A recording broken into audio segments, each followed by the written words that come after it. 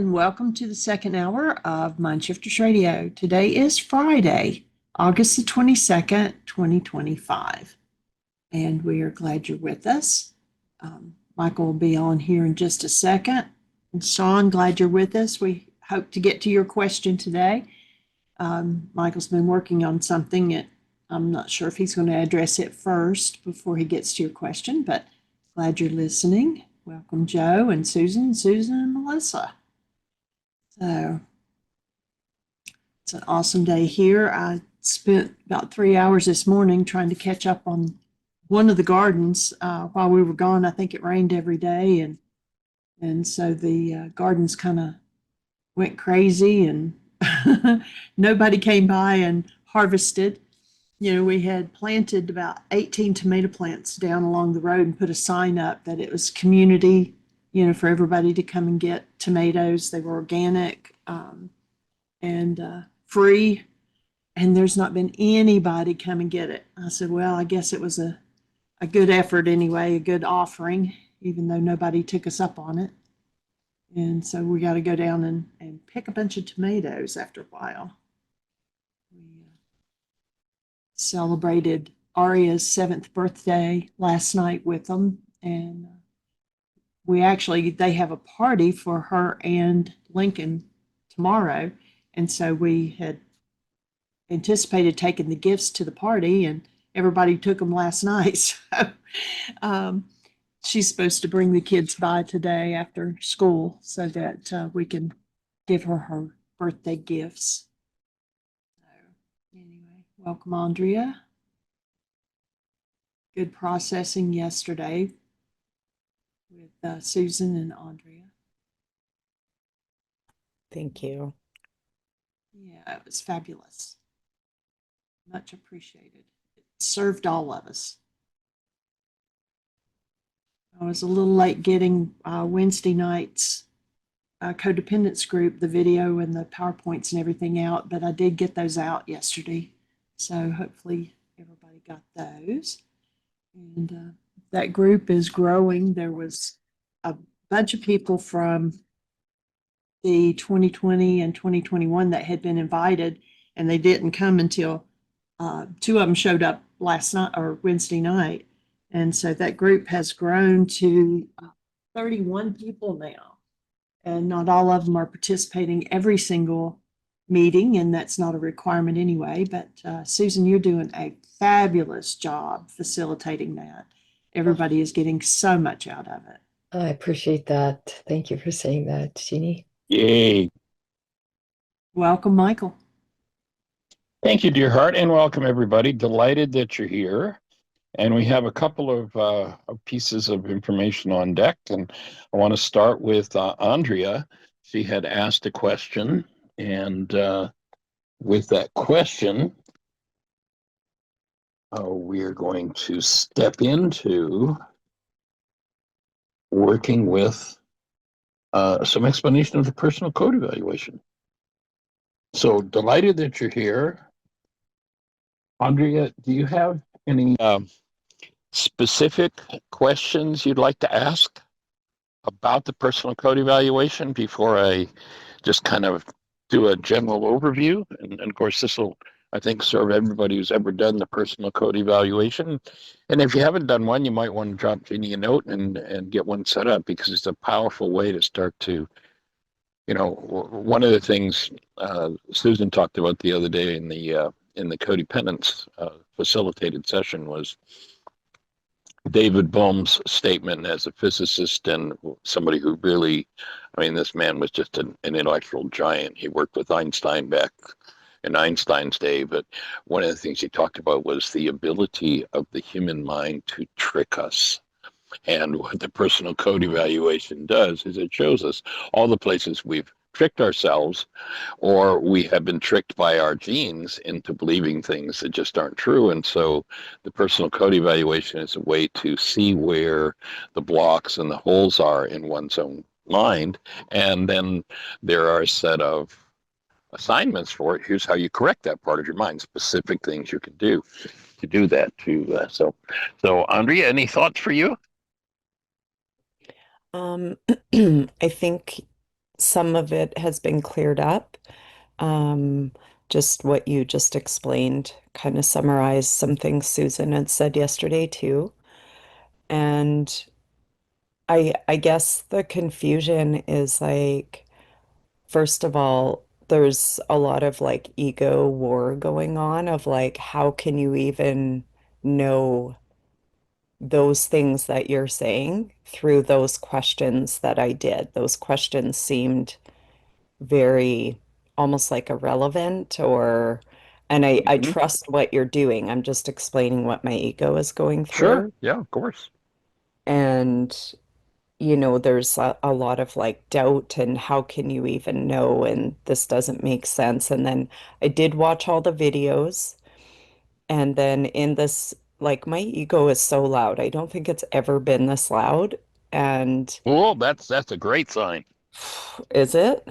Yes, yes. It means you're starting to challenge it, and it's going to raise its ugly head as powerfully as it can, because it is a reflection of the false image of self that has as its root generations and generations and generations of what do I need to do to survive? Okay. You go back to Yeshua, and he says that part of us, he says, in order for you, being, to live, that part of you, ego, has to die. So you're going when we go through an ego death, it is experienced as, in many cases, a very real, actual death, Mm, and it doesn't want to go. So, and as far as how could one know? The evaluation is based on what's called the MMPI, which is a Minnesota Multiphasic Personality Inventory, which is literally the world's gold standard for psychological testing. And it has been set up through just years of experience in how do you get the mind to tell on itself, basically. mm, And that's okay. what it does. And it's interesting. I remember the first time that Dr. Tim came to an intensive way back. This is 30 years ago. And in an intensive, the first thing we do is we go over personal code evaluations. And we started talking about the changes that happen. And I remember Dr. Tim saying, what do you mean? What are you talking about? What do you mean changes? Well, we'll see people who'll get, if they do the assignments we give them, they'll get 20, 30, 40, 50, 60, 80-point changes on 100-point scale in these evaluations. Saying, no, he said, wait a minute, I'm a psychologist, clinical psychologist. We do this evaluation, we do this MMPI, we do testing, but once somebody's got a baseline, that's it for life. We may get some changes in the validity score, so we do retest for that. But it's sad. It's like, well, not if you got Yeshua's tools. It isn't. Mm, We see, I can think of one man who came to Heartland, and I mean, he was in crisis in virtually every area, every old 10 arenas. And I forget exactly what, it's 10 areas, 100 points in each. So a possibility of 1,000 points. And his evaluation changes were something in the range of about 800 points in a mm, 9 day.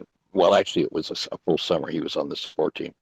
It was 800 points. They were the kind of changes that happened. And psychologists say those things don't change, but they do especially with that first century Aramaic forgiveness and the breath. Those are the two big keys. All the rest of it are ancillary tools, but the two cores are collapsing perception, which is collapsing the ego. And it's been trained to stay. So, you know, it doesn't want to go. And I say it doesn't want to go as though it's got a wanter. The ego doesn't even have a wanter. All it does is give back to us what we've trained into it. mhm. And so it works. Okay, well that's good to hear. I know that there's a challenge there for me. I dropped out of my psych degree because it was like, this is all stupid. They don't know what they're even talking about. So there's a lot of that stuff coming up. Hmm. Um, but there's also simultaneous trust. Um, Hmm. and so What I guess I would love direction around is I did watch all the videos. Being Right. totally transparent, I haven't done much of the actual action work. I'm Right. really struggling, like I said, with how loud my ego is. It's so Hmm. uncomfortable. I have done some of it and I am walking through it and I'm totally committed, but it's like a very slow process also that triggers collapse. Um, so much emotion around that. And I don't understand then. I was hoping maybe you could connect this use of will. So you said, I think you said the crisis is in use of will and consistency and validity. I did watch the videos it seemed to do around purpose and like re-engaging in life. And I've already seen a shift for me just by watching the videos, but I feel like there's so many moving parts in this course, accompanied with the concussion, and the brain. They're calling it a brain injury, but I don't want to. Right. Um, it seems to, since the crash and the brain and physical symptoms have actually magnified what was already living in my body under the denial and suppression. Right.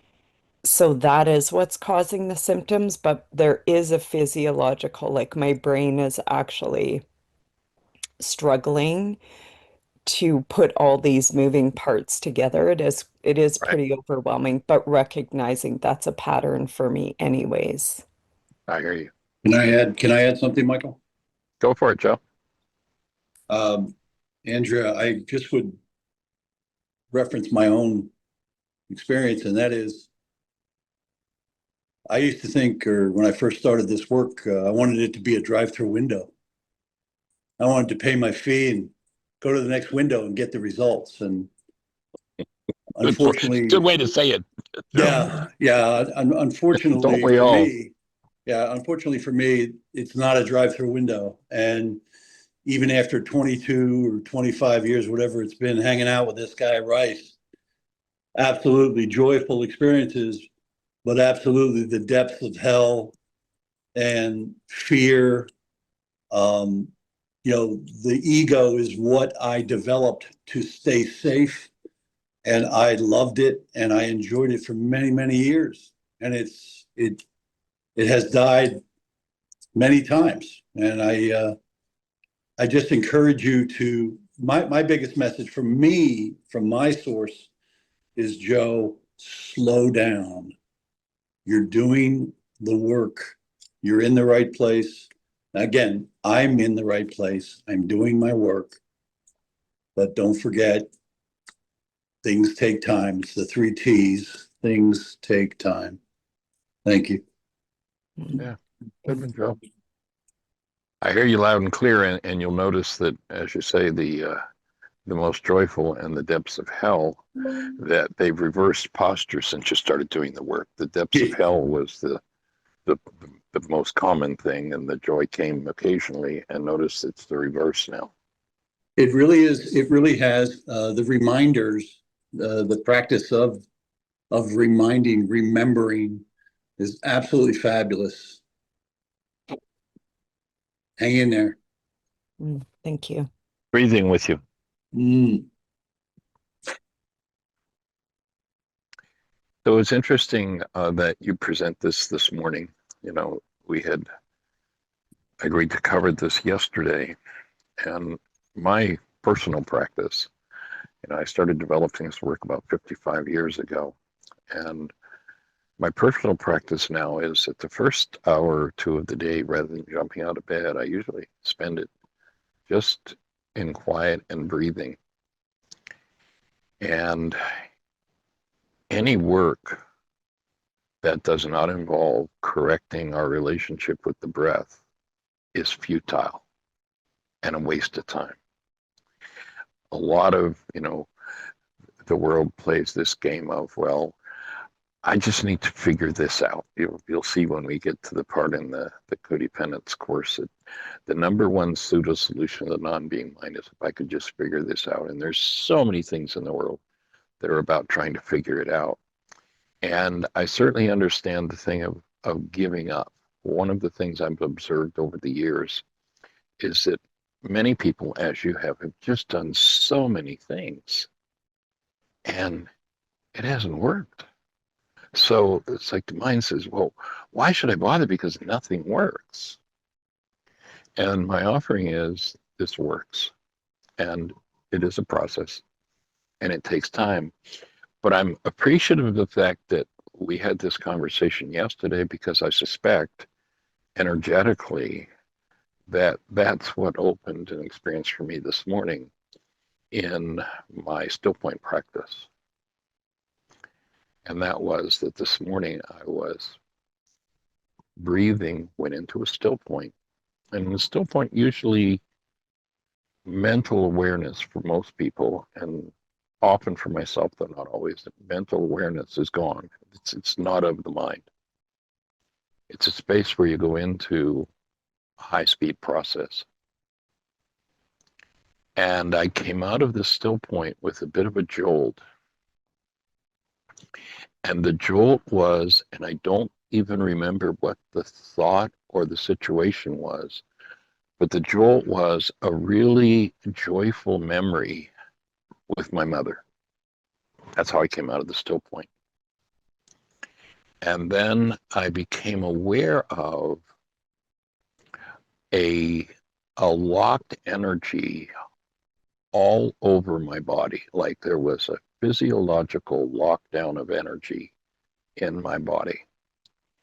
And it was like if you've ever had a device that, you put the parts in place and then you've got snaps that you snap it down and it locks it in place.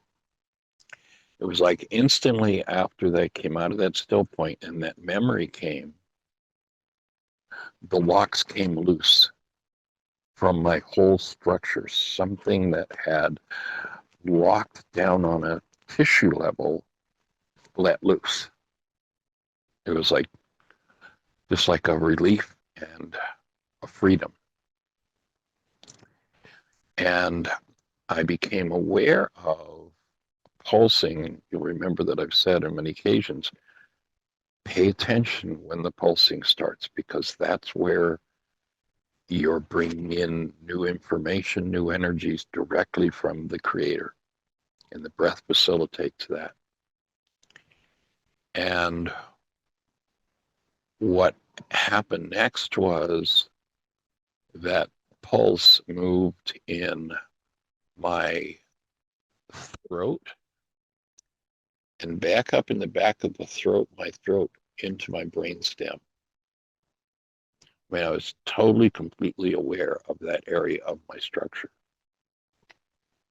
And what came to my awareness was what was now opening, and that's why I'm thanking you, because I think the resonance with you yesterday in that conversation is what opened this.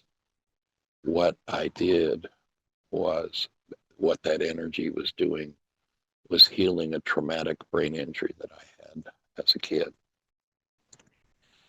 I don't have a direct memory of doing it. I actually called my sister this morning. I have an older sister. I called her after I came out of my still point to ask her. Unfortunately, she wasn't available if she had any memory, but I recall just kind of, I have the shadowy recall of riding my bike. Maybe I was, I don't know, 10, 11, 12, and going over the handlebars. In any event, what happened is this energy moved from my brain stem up into my brain to the back of my neck, from the back of my neck into my jaw. It moved from my jaw to my upper palate. In each case, this pulse is moving, and I can just feel this trauma energy, this physiological trauma moving out of my tissue.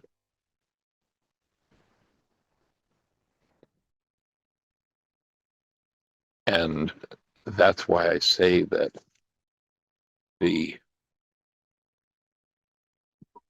anywhere that there is not breath involved in one's practice, there is not healing. I've actually got, I'd said there are a couple of things on the agenda for today. There was a question that came in from Sean, who's also listening. Thank you, Sean, for your question. And part of my answer to him is a quote from Job. Let me find it here.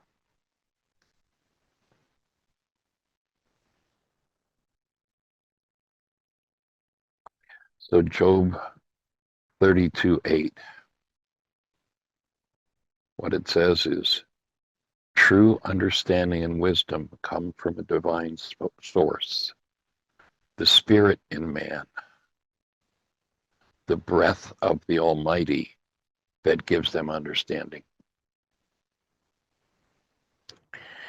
And when we recognize in Aramaic this word that we've translated as breath, or we think of as breath, the term in the ancient creation story in Aramaic, it doesn't say God sent out his spirit. It says the Creator sent out its breath, Ruka Dekudsha, which has been defined from the Aramaic. And for years, I used the Aramaic definition of feminine in Aramaic, like for instance, the French language, we have words that are gendered masculine, words that are gendered feminine. LE before a word in French means it's gendered feminine. LA means it's gendered masculine. Well, in the Aramaic, it's the same. And this elemental force is gendered feminine. So it would be she who undoes the effects of our errors and teaches us the truth. That's the definition that I've used for years from the Aramaic. And just last week, maybe it's 2 weeks ago now, a shift in that occurred for me, and I came to understand that our minds, because of the way we think, our minds construct this thing of, oh, so something's going to teach us. Someone's going to teach us. But what I was shown with this definition from the Aramaic is truly when we liberate the breath, and we'll let it go into the deepest recesses of our physiology, the effects of our errors are literally undone. I.e., going over those handlebars was a big error for me as a kid. And I realized that that was a traumatic brain. I mean, I got the instructions as I was breathing this morning. This is undoing the traumatic brain injury from that experience as a kid. And then going back just in the last week, I talked about it on one of the shows earlier. What I realized, it is not the feminine elemental force that undoes the effects of ours and teaches us the truth, because that idea of teaching us is a human mental construct, but rather that when the effects of our errors are undone, the truth is revealed. That, it's just like, oh, this is what is. It's the actuality rather than the overlay that our ego minds puts on things. So I'm sharing this because that use of the breath, the activity of the breath, literally it is a thing that we share. Actually, maybe the word share isn't even right. It is literally the Creator's breath that we get the privilege to be breathed with. And any practice that doesn't involve that isn't going to produce results. It might produce apparent results, but the results that are produced will always come under the title of my book, Why Is This Happening to Me Again? Because unless at the deepest energetic levels that is undone, it's going to happen again and again and again. So thank you for bringing that question to me, and I think that was a resonance that opened this. And I mean, literally this morning for me, the breath went through right, especially one place in my upper palate. It was like a crunch and a lock that came undone, and then went right up into my brain. So from that crash, if there is a traumatic brain injury, and of course you don't need to know, it's not something I knew. It happened to me decades ago.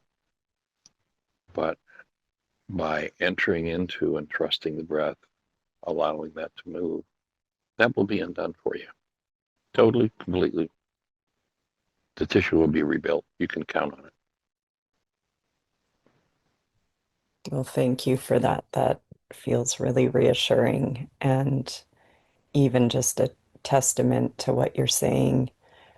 It was about 2 years ago, the doctor said that I would never work again and that the brain injury was so significant that basically I would just shower and cook my own food and do the very basics for the rest of my life. And I just said, oh, yeah, fuck you, actually. I needed to hear that and dove very deep into my own emotional work, deeper Well, than before. And that isn't the truth anymore. The doctors are now saying we're getting close to their standard of recovery. all right. Yeah, yeah. So my offering would be one of the pieces of your recovery is going to be maybe doing some forgiveness work around that hostility that comes with that F word. Okay. And you might want to look at, how often you use that word, and Mm. wherever you use it, that will be an indicator that there's an energy in your tissue structure that is of a diseased nature that you want to be undoing, and probably goes back generations and generations and generations. Okay. And so as far as the evaluation goes, Hmm. the number one challenge is the use of will. And that use of will is, most people think, like the non-being mind, the hostility and fear-based mind, the ego has a cheap copy of everything real in the spiritual dimensions. And the ego's cheap copy of will is, I can do this, I'm going to do this, and force one's way through, Okay. often led by hostility. Hmm. What we're talking about when we're talking about will here is not a mental or physical faculty. We're talking about a spiritual faculty that is your ability to manage your own mind. And the way the mind is managed is through indirection. Indirection being, I'm not in a home where we have an automated thermostat, so I can't shout out and say, thermostat, turn the heat up 2 degrees. I can't do that. I have to go over and put my hand on the thermostat in order to start the furnace and warm the room up. I have to go over and through indirection, I have to turn the thermostat up 2 degrees.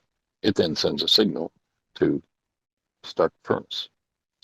The mind is the same way. The mind is managed by goals. That's why the forgiveness process, the goals are such a key, because it's goals that literally recruit whatever data of all of the data in our carbon-based memory system. And if we were to take my offering would be that if we were to take every Cray computer, every super computer, they're called Cray computers in the world, chain them all together and have them working as one unit, we would not have the capacity of one human form,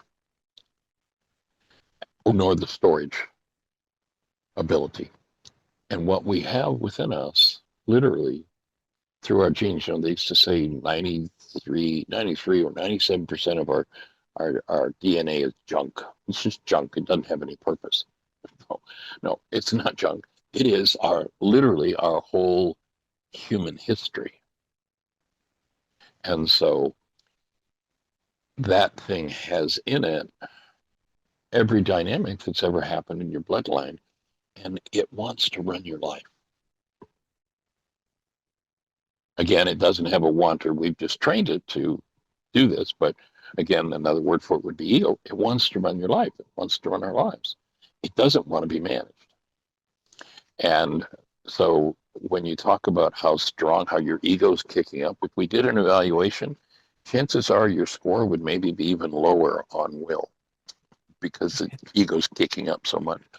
And that just means that you're in the healing process with it. And so the assignments are manage your goals daily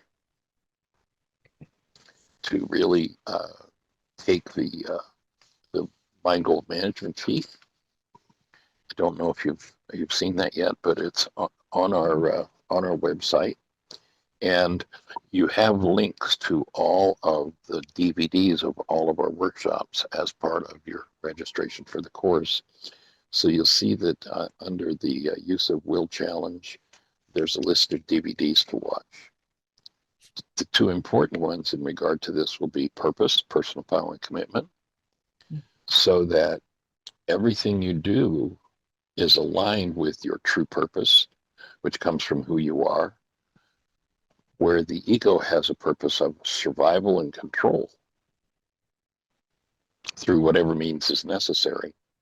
Tapping into, and that workshop has a worksheet for establishing what your purpose is as the created essence of love that you are as a human being. So that video will be important to getting this score to change, and then getting the stress you need. Stress is created by goals. You won't find that anywhere. I don't think you'll find that piece of information anywhere in the world. They'll say, well, there was this stressful situation. There's no such thing as a stressful situation. It doesn't exist. If I have goals about a situation, I'll say that's stressful, but you'll notice the guy sitting over there beside me, he's not even paying any attention to this thing I'm all stressed out about. Why not? Because he doesn't have any goals. So as you start to manage your mind, which you do through managing your goals, then you'll strengthen this will.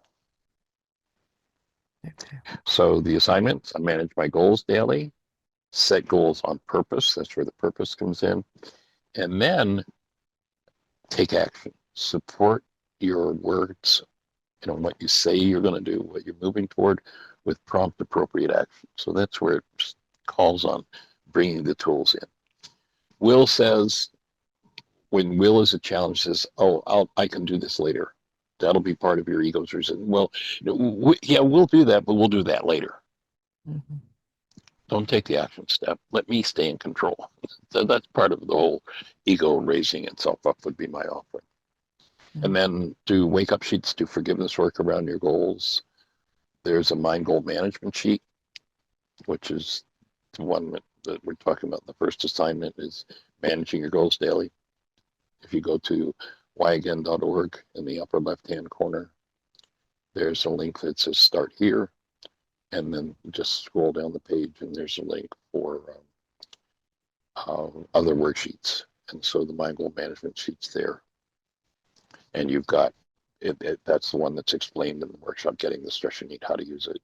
I just put it in the notes too. Oh, okay. How shocking, Jeanie. Thank you, sweetheart. Just jumps on it. And then I keep my commitments, follow through, discard behaviors out of harmony with my purpose. Okay. There's a mind shifter. And, the mind shifter is the tool where you divide the page in half, write that thought on the left side of the page, and then just do a brain dump, take around these three areas with the mind shifter. Set aside a period of 2 to 4 hours. Phone is off. You're in your own space. And just write that mind shifter and do a brain dump. Every thought that comes up in response to it, write it again. Maybe you have to write it 10 times before the next thought comes, and just dump it all out on the page, and you'll see what your work is. The word link, if oftentimes the mind is controlled by unconscious verbal links. And so this is about breaking those. So the word link is accomplishment, easy and natural. And LOL, that would be if we were doing the laws of living class, it would be to pay attention to session 1 there. Mm-hmm. And so that would be the assignments around use of will. And that's how you'll resolve and bring that score up. And as you do that, accomplishing what you want to accomplish, and it's conceivable with what you've shared, and I never really thought of this before.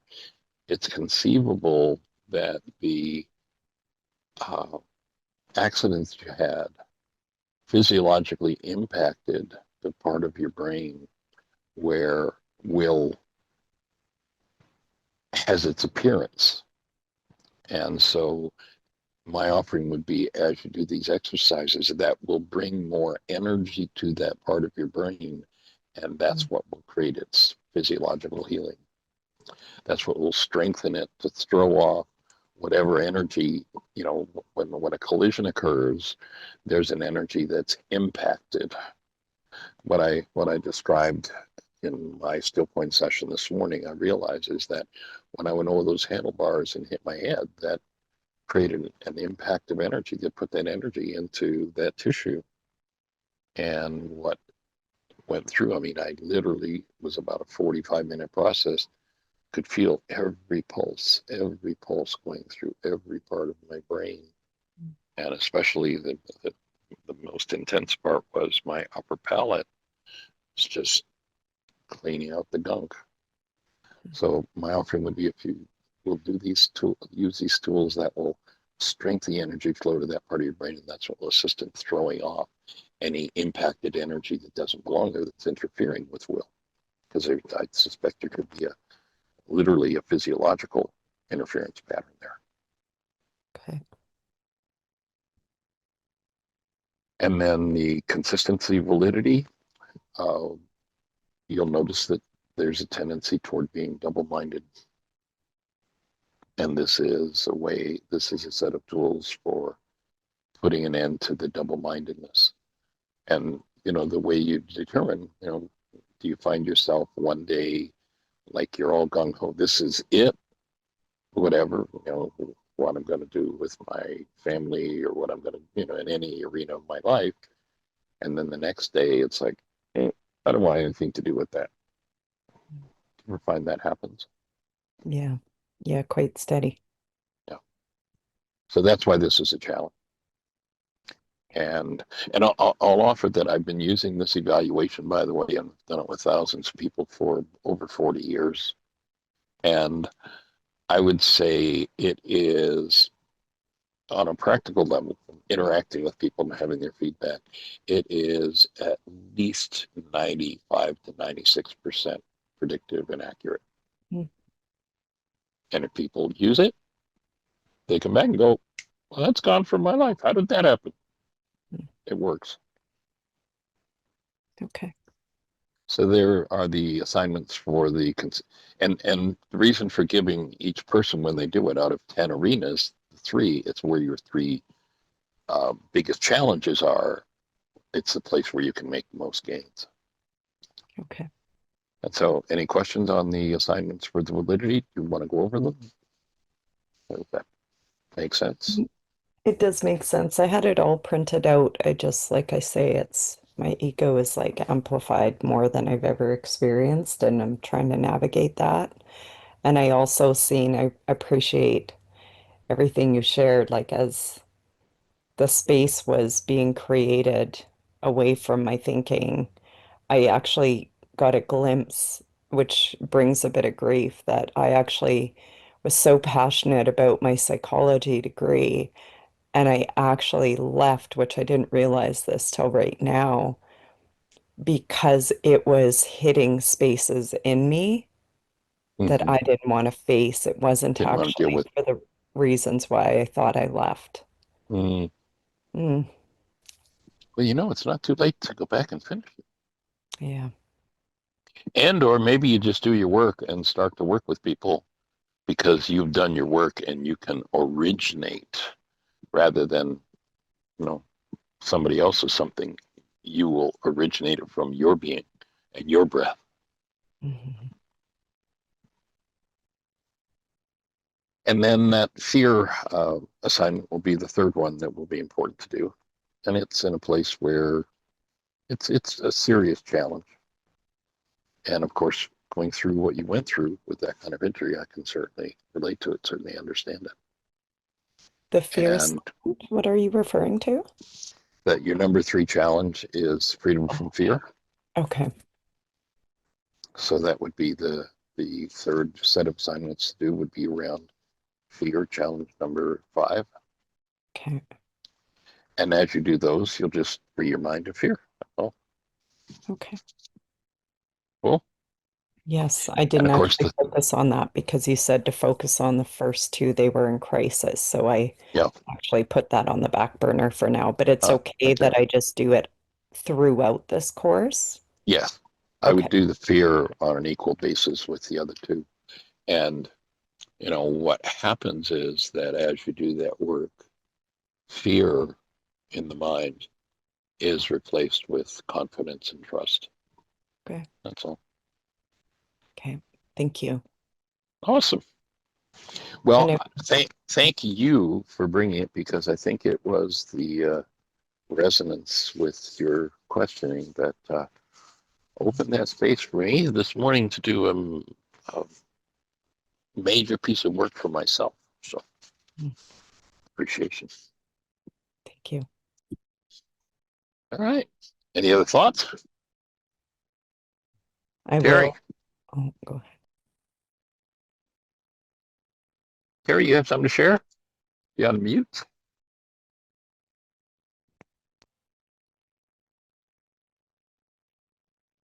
Gotta hit your mute button, Terry.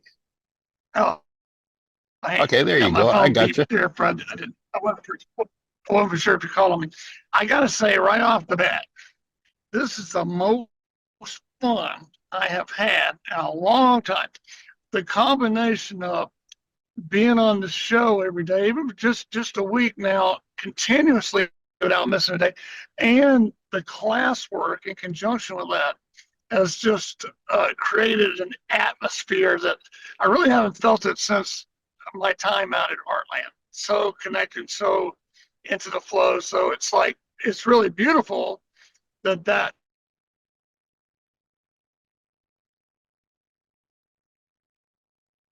now, and not just intellectually. And so many things have come up, so many notes and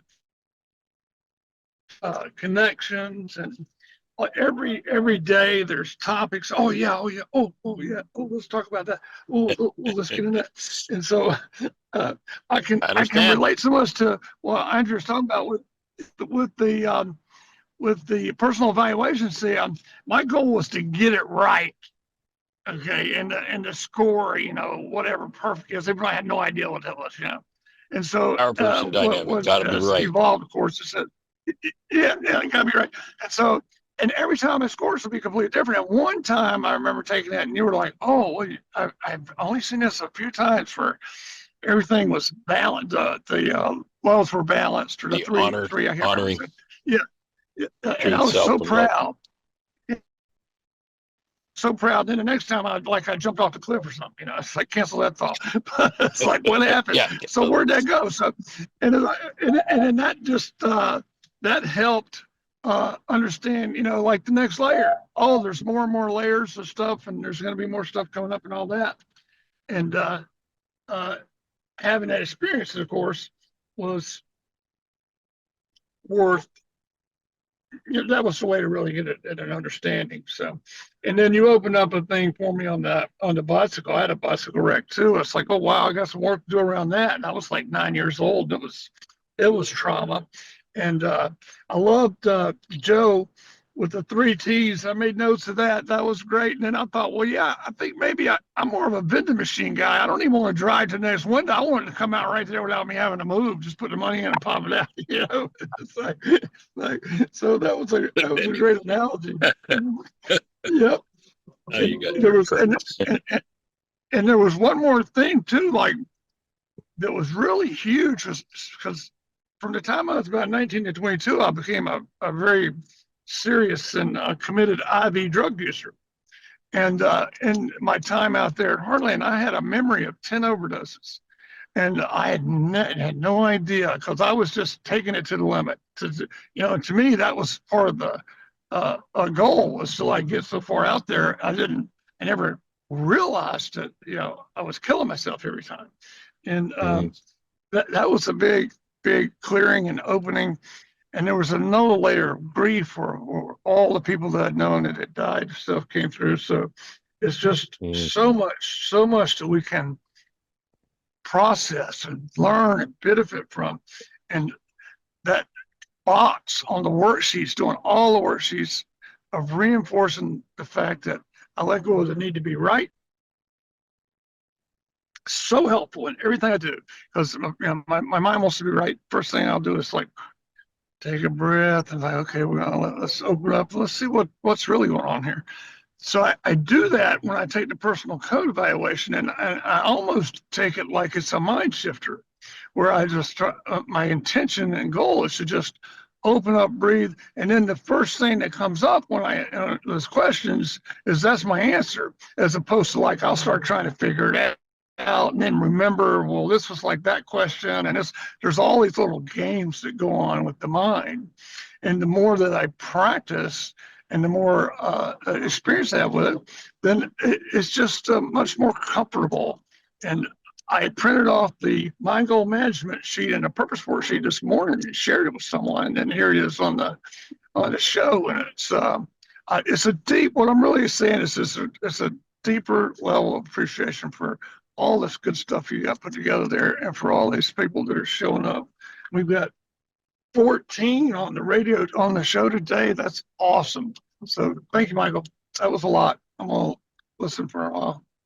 Yeah, to me, you've heard me say it before. I do a why workshop with maybe a group of 200 people, and I'm going to be in that particular location for a week doing a workshop every night and doing still point in the weekend, and I invite everybody on the first workshop, the why workshop, to do 5 worksheets a day for the next 40 days. And then at the end of along about Thursday, I've done that on Sunday, and along about Thursday, I usually ask, now, how many people have done their 5 worksheets a day? And if there were 200 people in the audience on Sunday, I'll be really pleased if 2 people say I've done my 5 worksheets a day. And I'll see how many did 4, 3, 2, and I'll be happy if 5 people put their hand up that they've done one worksheet a day. And that's how resistant the mind is. Get to that word Satan, Aramaic, it's resistor, one who misleads. And that resistance, and it's, the Greeks put Satan out there, but it's an internal, in Aramaic, it's an internal process. And it literally is physiological resistance that comes about as a result of error, accident, disease, etc., that we build into the tissue structure. And for me, I'm coming to a new level with the still point session that I did this morning, a new level of understanding just what it takes to undo that locked in energy and that resistance, and that without the breath, it doesn't happen. That quote from Job just, for me, becomes so profoundly powerful that it literally is delivered by the breath. And if we don't have it, we don't have it.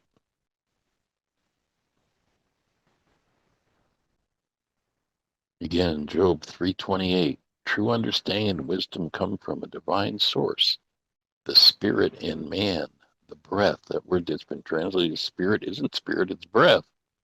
They made it some disembodied spirit being, Holy Spirit. No, nothing to do with it. It's literally your breath, the breath of the Almighty. It is literally, we get to share the Creator's breath. And that's what gives understanding, and that's what moves the energy. So, thank you for being here, and delighted you're on the team. And are we set for quantum this weekend? No, I gotta send you a message back on that, because there's something that I overlooked on that, so we're gonna have to work around it. But All right, we'll share about that later. Yeah. Cool. All right. Okay. And we have a question on the board from Sean, and Sean is with us. But Sean, I had prepared an answer. Actually, spent quite a bit of time when I got your question, and it's going to take more than 10 minutes to do. So maybe you want to just and if it works for you, what I'll do is get into that question tomorrow. Again, there's always priority to what's live, but we'll get into that question tomorrow. But anything for you to share at this point? Hit your mute button if there is.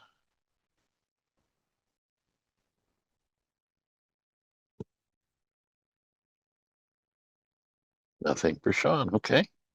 Well, anybody else out there? We're down to 8 minutes already.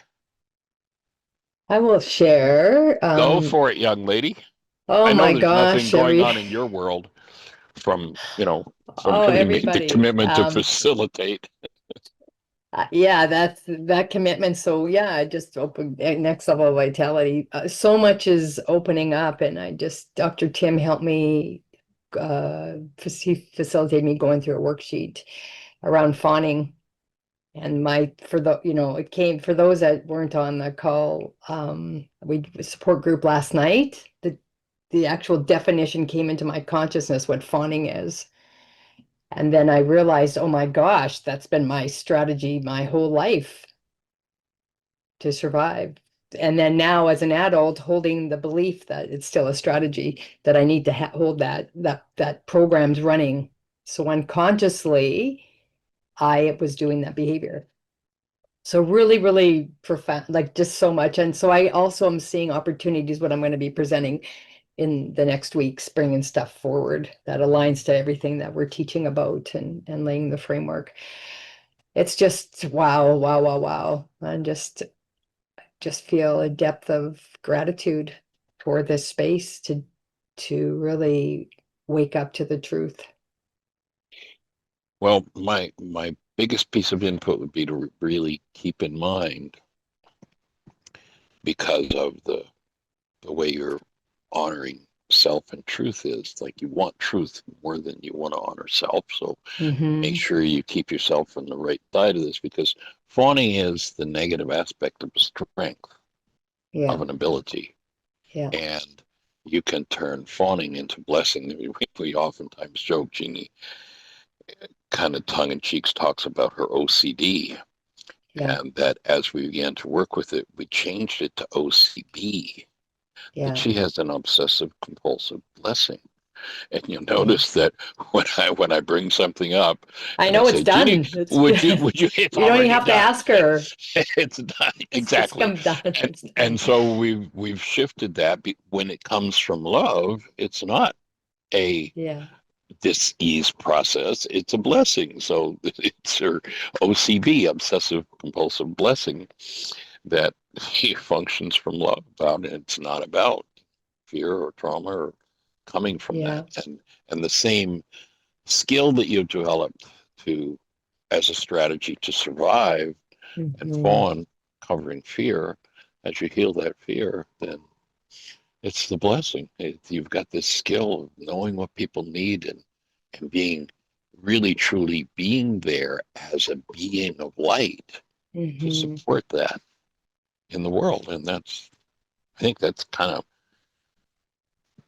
key in the purpose of every human being on the planet, is that Yeah. sort of skill. So Yeah, yeah, and I can see just working through the energy around when I said I was in shock when I saw it, because it was like cognitive dissonance happening in the moment, and so I get to undo the distorted energetic patterns around fawning. And now, as you said, there is a gift with everything. And by the way, I wanted to tell people, because I sent Dr. Michael this morning, and because as we're doing this deeper work, and for those that don't know, Andrea and myself and Lindsay, we were on the call yesterday, but we spent the whole day doing process work, reality worksheets together. And then I went on to Dr. Tim's call last night and continued. And I wanted to tell people, once once, because my awareness allowed more information with all the work we've been doing, that I got to find this video. I wanted some downtime, so I decided to go watch a movie, and it's called Sensitive from 2015, 64 minutes. And I bet you everybody on this call, it reviews highly sensitive personalities. And in the movie, they talk about the research around what's actually happening on the brain. And only 20% of the population are highly sensitive, and they're equal to men and women.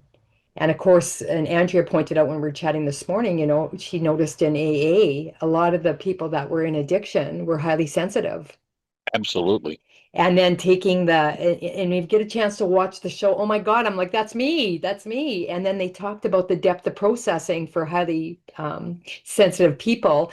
They actually process more deeply the information that's going around, and they're very more empathic of what's going around, what they're sensing in the environment. And so they get overstimulated and all this. So I really encourage, if you haven't found it, I found it on Prime. I didn't find it, it found me.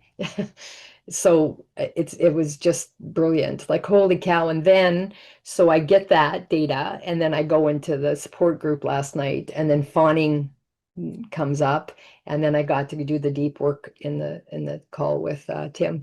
So amazing. It was absolutely amazing. So, and then I also want to just say thank you to Joe. I see what you just said. Thank you, Susan. I cherish you and all your blessings. So that, you know, thank you for that. Susan, you're brilliant. Just so you know, yes, I do want to be the center of attention. As long as you understand that, you know, everything's going to be fabulous. Yeah, we have Yeah, something. we We allow have that something for in you, Joe. we have something in common, Joe, because I also want to be the center of attention. Oh, congratulations. And guess what? And guess what? I am the center of my own attention, because this is my reality. It is my world. I am the center. That is the truth. I created it all. So I, in fact, am the center of my own attention. Amen, sister. Amen. Thanks, You guys, everybody. I don't know. Yeah. All right. Cool. Thanks. Tammy, you had a thought? Oh, I was just going to say thanks for clarifying that, because Susan, as you've been processing that, I was thinking, and I think I brought it up last night in group, it's like just complimenting somebody because you see something in them that you really enjoy, you know, there's got to be that, sorry, I was taken off guard when you asked me. What you were saying, Michael, about it can be a blessing. You know, Yes. Susan reflected a lot of things to me in the intensive that I needed to hear.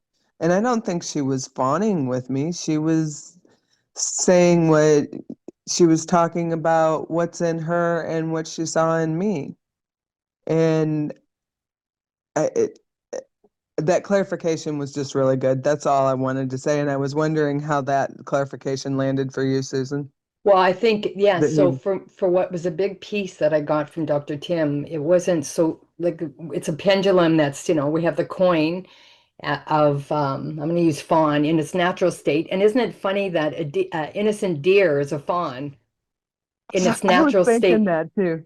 I know, in its natural state of being, which is innocence, which is wonderment in the world, and just purity of heart and soul. That is our true nature. And then we've swinged it for a survival strategy because we've been conditioned. But what helped for Dr. Tim, what he showed, it's the energy behind how you show up. Right. And that was, and then I could see that then this morning upon waking, all the data points that came in when it was actually the survival piece, because I was trying to keep myself safe. So I go Yes. into No, an environment to fawn. Yeah. right. And I got that. I was just wondering about Michael's clarification about it can become a blessing once you heal Oh, so that that's fear, because exciting. you've been doing a lot of work on that. And I was just wondering how that landed for you. Oh, that And part. Thank you. Thank you for yeah, that clarification. Yeah. and I appreciated that clarification from Michael. And I'm not Yeah. fawning, Michael. I just appreciated it. And he pointing it out, because it does make me who I am on the good side, if people can say, even in the facilitation, I'm very tuned in. I Yeah. can, my energies that I hold, if they're in other people, I can perceive it and I can provide a great safe container for support. So that is the good side. It's that. So Michael did reflect that to me this morning on a call we had. And so I just, oh my gosh. Yeah. So I get to honor that. So yeah. And I Yes. honor everybody here too. So. And then Good. I'm glad that you're honoring that part, because there's with all of our weaknesses, there's also strength, and the other way around, obviously. Yeah. Yeah. and All they asked right. Yeshua, what's most important in the law? And he didn't say, love your neighbor, love yourself, or love the Creator. He said, maintain Rahma. If Rahma is active, every behavior you do will be on track for being. If Rahma is missing, every behavior you do will be off track. That's all. Yes. One of the things that came to mind to me when you were doing the worksheet, Susan, today, was my therapist colored her hair, and she went from like a bleach blonde and put in some dark what do they call them? Highlights? Overtones? Not highlights, but the low lights. Highlights. And it just softened her so much. And I told her when I got there, and then she said she don't like it, her daughter doesn't like it, nobody likes it. And then I told her again when I left, and I was like, was that fawning? And it's like, no, I genuinely loved it, because I thought it softened her so much from that bleach blonde. She's got brown eyes, it's like it brought out her eyes. So whatever. I'm just like, now I can't compliment somebody. Absolutely. Was what came up Absolutely. for Go me. for it. We get to be authentic, and like when I see beauty in people, I say it, I feel it, I say it, because they need I get to say it because that's what I'm observing. And also the fawning aspect when there's a driver underneath, and now I recognize it because sometimes hostility comes with it.